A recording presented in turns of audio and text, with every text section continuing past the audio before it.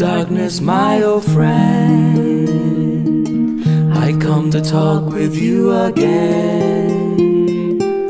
because a vision softly creeping left its seeds while I was sleeping, and the vision that was planted in my brain still remains within the sounds of silence. In restless dreams I walk alone, narrow streets of cobblestone, neath the halo of a street lamp. I turn my collar to the cold and damp, when my eyes were stabbed by the flash of a neon light that split the night and touched the sounds of silence. And in the naked light I saw 10,000 people, maybe more, people talking without speaking, people hearing without listening,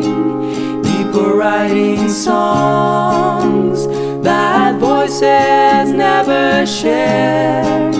and no one dared disturb the sounds of silence. Fool, said I, you do not know, silence like a cancer grows. Hear my words that I might teach you, take my arms that I might reach you, but my words like silent raindrops fell and echoed in the wells of silence, and the people bowed and prayed to the neon god they made, and the signs flashed out its warning in the words that it was for me, and the signs said the words of the prophets are written on the subway walls